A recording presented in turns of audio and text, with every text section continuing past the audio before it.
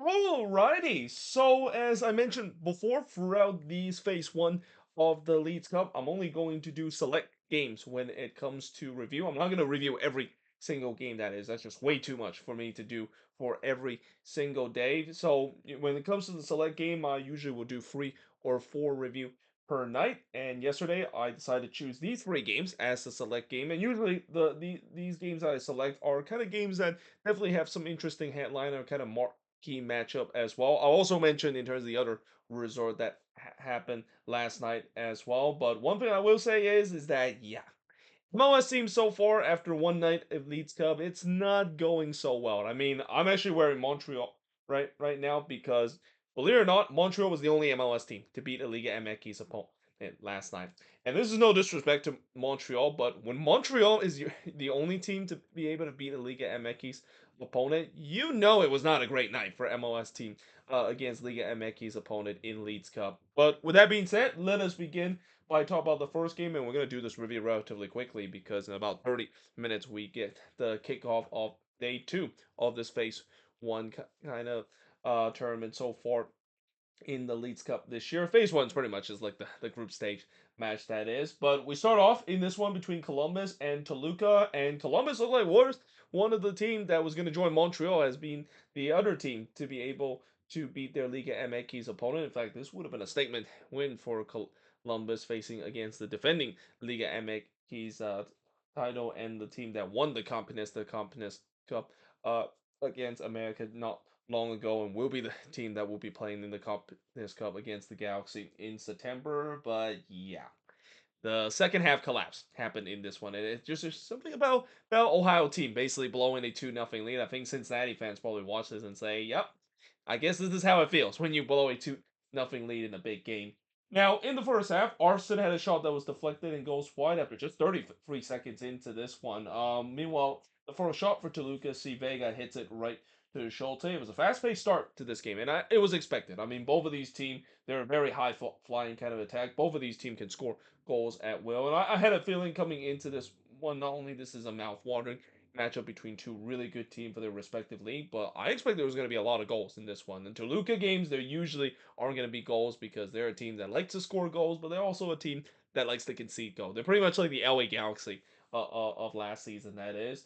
There was a shout for a penalty for Columbus not given, but then 1 minute later, a penalty was given to Columbus after Luan brought down Rossi in the box. So here comes Rossi to step up to take the penalty. He usually doesn't miss from the spot, and he doesn't here. So just like that, Columbus were leading 1-0 in this game. Then 2 minutes later, they had a chance to make it 2-0, but HOU just missed an absolute sitter in the back post. I mean, that is one that HOU would want to have back. But there was no doubt the momentum was with Columbus. But the question is, can they finish these chances, especially against the defending Liga MX champ, and especially against a team like Toluca? Again, this is a team that we know that they are a team that known to give up a lot of chances and give up a lot of goals, but they're a team that can also outscore for a team at will. They have a really good attack, so 1 goal is definitely not going to be enough for Columbus in this one. Gastag just missed one on an outstretched leg, but then in the 15-minute, a penalty was given to Toluca as Zwatsky was brought down Polino in the box. Now, before the penalty was taken, Gallardo actually got a yellow card for Toluca for grabbing the ball away. I have never seen a situation where a player grabbed the ball away from your own teammate about to take the penalty and gets a yellow card for that. That was just such a bizarre situation. And apparently, I think the reason why he grabbed the ball away was the fact that it looks like the referee was going to toss the go to VAR to see whether or not indeed was there actually offside on Paulino before the foul happened. And when they did go to VAR to check it, and it was a bit of a check, but they said there was offside. And I'll tell you what, I thought Columbus might have got away with this one because on the replay, I mean they do have the offside line for this competition that is very important to note. And I gotta say, so far when it comes to these offside line, yeah, it hasn't really been implemented very well. And again, this is the thing I said with the CONCACAF Champions Cup, and I'll say it with the Leagues Cup as well. It doesn't matter what technology this tournament has, and that they have the technology to determine a call.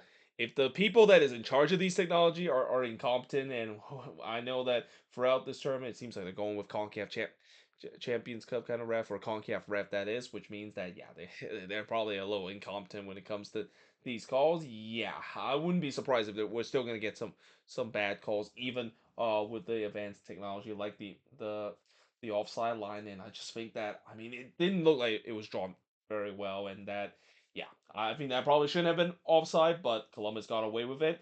As we'll talk about a little bit later on, that would come back to be something that would be VAR taken, VAR given for Columbus late in this game. But at this point, VAR says that it was offside, so the penalty was neglected. We then had some coming together just 2 minutes after that decision. So already 19 minutes into this game, we had a situation where a penalty was given. We had a situation where a player got booked for a yellow card for taking the ball away. We had a situation where they go to VAR for a bit to see whether it's offside. That probably should be not called offside. It was probably not the right call. And now we have a scuffle that is going on. That is 19 minutes into this game. I mean that's quite crazy to see how this game has already went peak leads cut with the way that we're only 19 minutes into this one, and I just have a feeling, oh boy, this referee's gonna have his hands full throughout this game. In the 21st minute, Angulo hits it right to Schulte. Turnover has been a issue so far for the crew early in this game, and I know Toluca is one of those teams that likes to press high up press high up the pitch that is. But still, Columbus, they were being very careless with the ball. This has also been a problem I've seen with Columbus game as well, where at the back line at times can be bit a little bit wobbly at times, and in this game they were just turning the ball over a lot against this Toluca side. The shots were four apiece early for both of these teams. Vega would then hits it right to Schulte before Rossi would whiff one wide from close range. Again, Columbus getting the chance, not putting away, and as a result, it's still only a 1-0 game heading into the second half. Now in the second half, they did make it 2-0 as Max Armstrong would score from Russell Rowe to make it 2-0 in favor of Columbus. So there you go. This is exactly what they needed after missing a lot of these chances. They finally got themselves the second goal. Vega did look to respond, but he puts one into the Nordeca before Angulo would puts it wide from long range in the 51st minute. Turnover continued to be a problem for Columbus. A lot of these chances that was created from Toluca has come from bad turnover, and they're very lucky that Toluca hasn't really punished them. Toluca look really lackluster going forward in terms of their finishing as well, which is something that you usually don't say about this Toluca team, considering they're one of the best finisher and the top goal scoring team so far in the early season of the Liga MX. I think is it the Clausura season or the Apertura season? I believe it's the Apertura season that is. I never usually get it right when it comes to when they start the season in the summer, that is. If I got it wrong, correct me in the comments below as well. But in the 55th minute, Ruiz would puts it wide from close. Just like part of the first half, there has definitely been some stop and go action. That's one of the things I also was kind of interested to say, the fact that as much as at times it was very fast paced, there were times where it was very physical. And again, when you have what we saw in the first 19 minutes of the game, it is no surprise that things get physical, and both of these teams, yeah, it's pretty clear that they do not like each other whatsoever. Helino then puts it wide from long range before in the 71st minute, Toluca does equalize. And before I say that, let me just quickly charge my laptop because I just realized that it is about to run out of battery. Actually, the line is it's kind of a little bit well, a little bit short here, but I'll just plug it in real quick here. Yep, there we go. Hopefully, did I do it? Yep, there we go. But yeah, in the 71st minute, Paulino would score here. They did have a pre-check to see whether or not if there was off offside, but they said no. And this is where the VAR given and VAR taken moment happened for Columbus, because on this replay, it looked like Paulino wasn't in an offside position. This looked more offside than the one that was taken back from him. But I guess this is a makeup call, you could say, though. Yeah, not a great moment here for Patrick Schulte. This was probably one of the worst games that Patrick Schulte have played as a Columbus Crew player, because just a rare howler here. Allow a juicy rebound there on a shot that you would assume he would always catch most of the time, and yeah, he unfortunately, him allowing juicy rebound play right into the path of Palino, and he's not gonna miss those kind of chances. So just like that, it was 2-1 in this one. The audio also decided to cut out as well. So great production so far from Apple TV when it comes to the Leeds Cup. But nevertheless, in the 80th minute, he would score again, Paulino. He scored from Vega to tie the game up at two apiece. And like I said, Patrick Schulte, he has had a nightmare night up to this point. First giving up that soft goal off of a juicy rebound, and then here it was just kind of a looping header where Paulino kind of hit this one while he was like turning his back away, and somehow in some way it sneaks in. I mean, Schulte did get a hand to it. Probably should have done better in terms of palming it away, but nevertheless, it was all tied up at two apiece. Again, this is the thing about Toluca. They're going to be ferocious. They will always find a way to come back. But in the 82nd minute, penalty was given to the Columbus Crew as VAR deemed that Pereira brought down Aliu in the box. This one was also very questionable. I mean, I think this is one of those one where it's kind of in the gray area where it could have gone either way as well. Fortunate for the Crew, it kind of gone their way. But what is not fortunate is the fact that in the 88th minute, Garcia would deny Rossi from the spot. So yeah, that is a rare moment to see Diego Rossi missing from the spot here, and this wouldn't be the last time he would miss from the spot as well. Because as we go to the PK shootout after this game ended in a 2-2 draw. In a shootout, it's Castro for the Toluca player to win it after round number 4, and this is after Rossi and Sadic both missed their penalty in the first two rounds. So yeah, not great moment there for Rossi in terms of from the spot. Besides the first penalty that he took, and yeah, in the end, Columbus they really choked this one away. They had this one, and this is something you don't usually see Columbus does, which is show a 2-0 lead. I mean, I said that there's something about Ohio team choking 2-0 lead. It's more of a Cincinnati kind of thing, and I'm sorry if you're a Cincinnati fan. That I'm throwing that out. I mean, you knew it was coming when a 2-0 lead is being blown, especially involving an Ohio team. But the shots in this one, 8 shots for the 20 that Toluca has, 8 shots on goal for the 3 that Columbus had, 5 shots off target for the 2 that Columbus had, 2 shots on block for the 6 that Toluca has, and possession-wise, 56% possession compared to 44% possession that Columbus has in this game. The only good news I would say for Columbus is that they at least get a point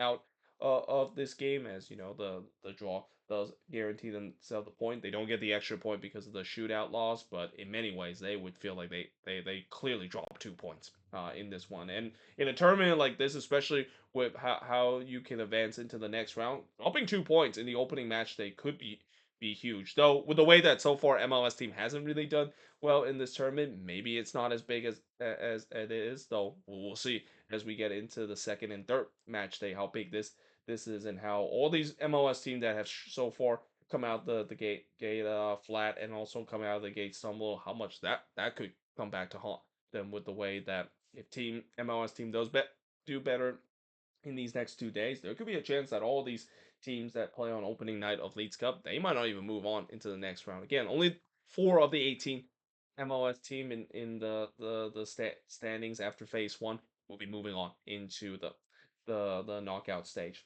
Now, moving on, we got Tigres versus the Houston Dynamo. So, believe it or not, Houston was actually competitive in this game. For the first 60 so minutes in this one, I thought the Dynamo looked like they were going to pull off a big upset and they played relatively well. And then the last 30 minutes happened. And yeah, if there's one thing we'll say whenever you play against Tigres, you have to be focused throughout the full 90 minutes. You cannot be just focused for 60 minutes and then the last 30 minutes kind of become lackadaisy and the Dynamo become lackadaisy in the last 30 minutes and they were made to pay because of it.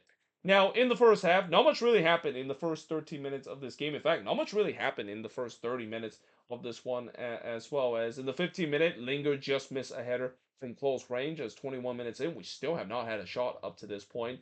Holmes with the game's first shot, but his shot was deflected wide. And then 30 minutes into this one, Tigres have still yet to register a shot. It was a very sluggish start from this Tigres side. Though you got to give a lot of credit to the Dynamo team. They definitely defended well. However, this is also when we had the hydration break. And whatever Guido Pizarro said to this Tigres team at the hydration break, it worked because Tigres really woke up after that. Started with the first shot for Tigres in the 35th minute. See Bond absolutely robbed Lopez from point blank before Lorana would miss wide on the back post as Tigres had definitely woke up. They were now pressing hard to try to get the opening goal. Lopez would hit it right to Bond before Inali looked to try to hit Guzman there, but he just missed that one on target. If he actually put that one on target, now Guzman was caught. I mean, he was caught off his lines there. And yeah, like I said, Inali, very unfortunate to miss the target from that chip. Garza then puts it high from long range in the second minute of stoppage time. And just as we were going to head to halftime 0-0 in this one, in the third minute of stoppage time, Angel Correa would score from Bernetta to make it 1-0 in favor of Tigres. And they actually did do a really long check to see whether if the goal, of course, stands and that there was no offside. They said that the goal, of course, was given. But yeah, that is an absolute backbreaker for the Houston Dynamo. They play relatively well for the first half. Yes, they did give up chances in the last 15 minutes, but to able to survive that pressure and head to halftime 0-0, yeah, that would have been huge compared to now down 1-0, and you're thinking, well, Houston's gonna roll over in the second half, is it? Well, not so fast because just 3 minutes into this game, they get an equalizer as Andre Linger would score from Reigns to make it 1-1 in this one. Great pass there from Reigns to set up Linger, which that showed his clinical finishing. And just like that, it was all level at one apiece. And you're thinking, well, maybe the Dynamo might show some fight. Carrero did look to respond, but he was denied by Bond before Linger looked to get another, but he was denied by Guzman in the 55th minute. This first 10 minutes I thought was kind of completely different than what we saw in the beginning, where it really become a bit end to end. McGlynn would then puts one to the patio in the 58th minute, but then in the 64th minute, Diego Linus would score. So he scored an absolute banger here, and yeah, this was not a great moment for Jonathan Bond. He basically played it right to Linus, but then where in the world was the closing down for Diego Linus? You know that he is a guy that known to score golazo goal, especially hit it from long range. They allow him way too much space, in my opinion, in that moment. And just like that, Tigres has the 2-1 lead, and this is when the game really turned. You can kind of sense that once Tigres does get that lead back, all the momentum that the Dynamo has after getting the equalizer in the first 3 minutes of the second half, it was gone by then. Bond with the denied Carrera after a bad Dynamo turnover. Tigres definitely smell blood and want to get a third goal, and in the 70th minute, Angel Correa would score for the second time. So yeah, he scored here, and it was an absolute gift from the Houston Dynamo. One of the other thing you definitely don't want to do when you face against the likes of Tigres, give them gifts because yeah, when you make mistakes, especially at the back, you are always gonna get punished by this lethal Tigres side. And here, the Dynamo play a terrible back pass. Correa intercepted. He went in on goal, and he even made Jonathan Bond silly there by being patient and eventually slots it home there and really kind of took the soul of Jonathan Bond and also the soul of the Houston Dynamo in general. Guzman then denied Siegel on the doorstep of goal before Dorada they score or Parata score what looked like was 3-1 in favor of Tigres, but the goal of course was disallowed for offside. Geniac would then miss wide from long range, and it just feels like it's training session for Tigres up to this point. They were just toying around with the Houston Dynamo up to this point, and in the 7th minute of stoppage time, they make it 4-1.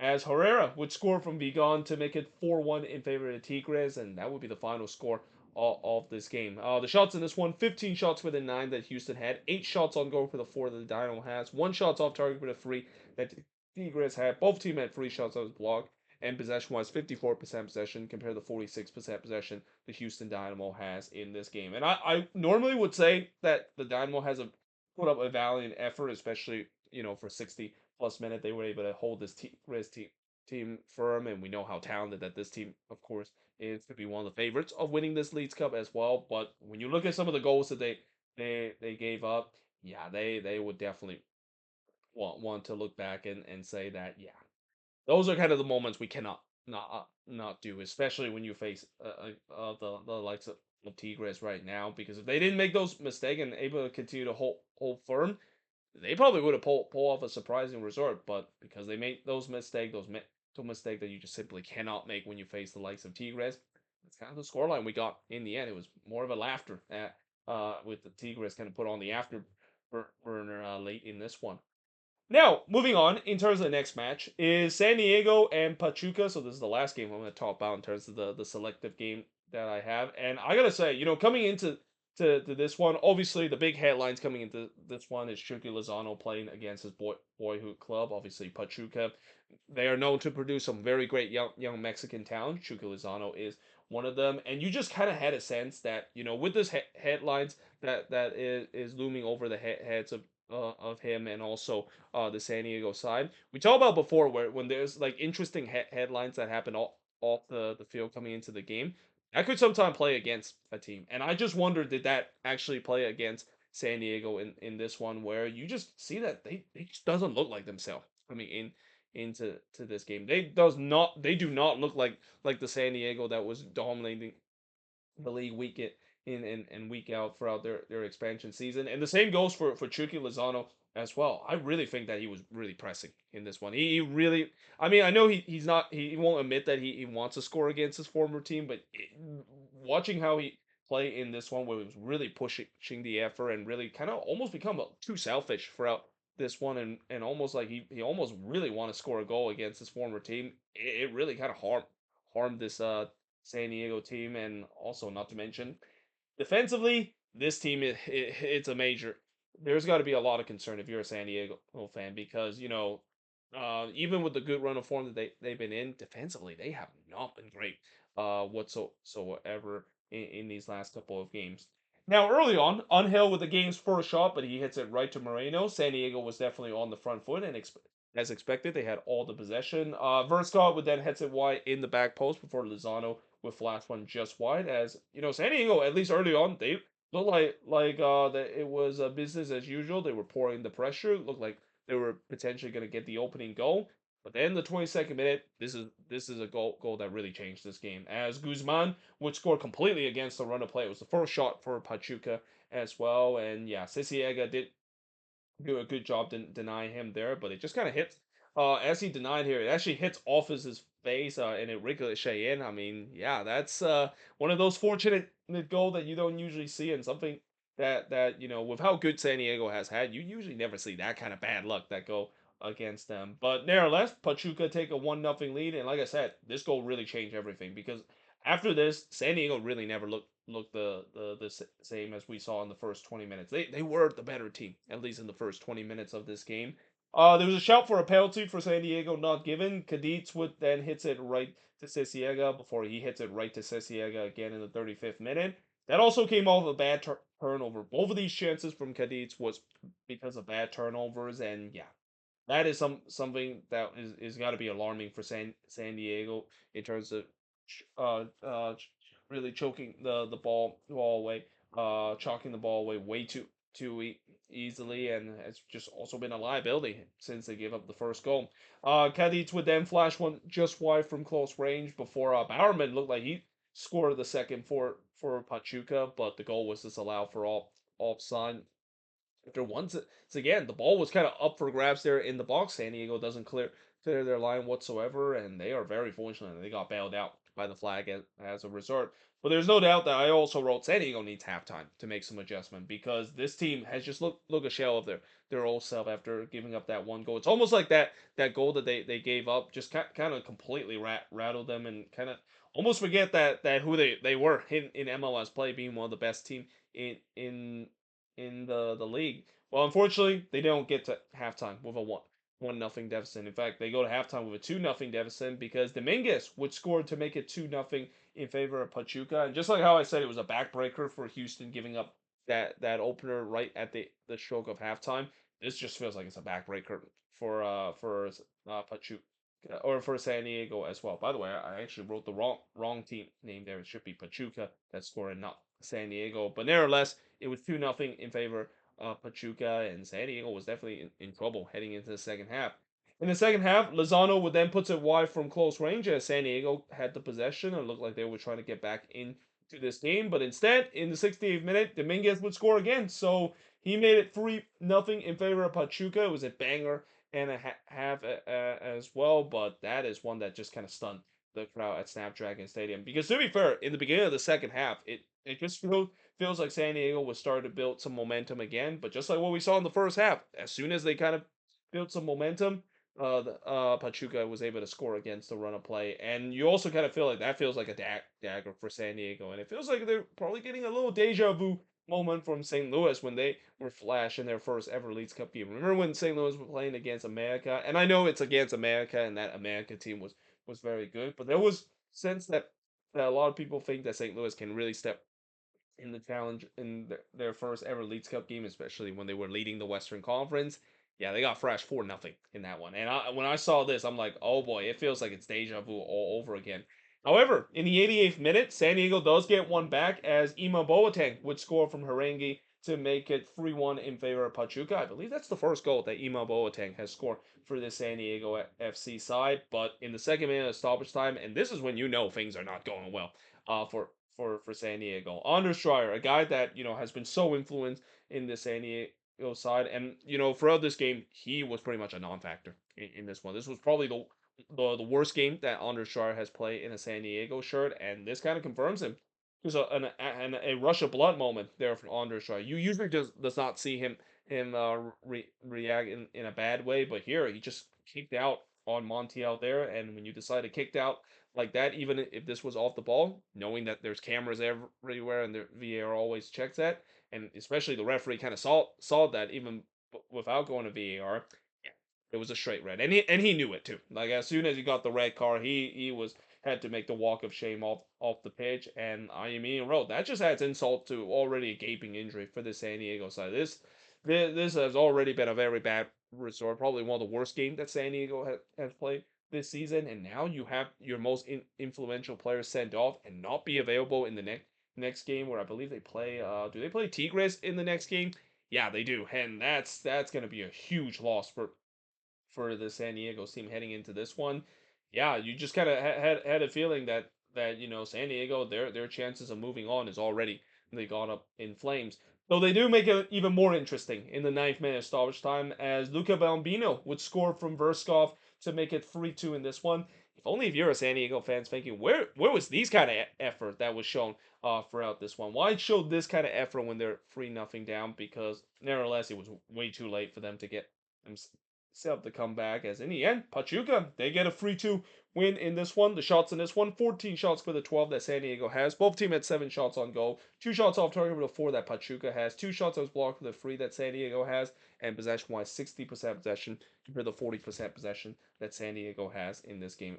Overall, just an ugly, ugly night for San Diego. And it's just an ugly night for MLS in general. Like I said, the only team that won last night was Montreal, as they were able to win in a PK shootout against Club Lyon. They won it in a 7-6 PK shootout as well, and they were the only team to win in the PK shootout. That is an MLS team. We actually had that free PK shootout on opening night. Definitely more than I anticipated. I didn't already mention this PK shootout.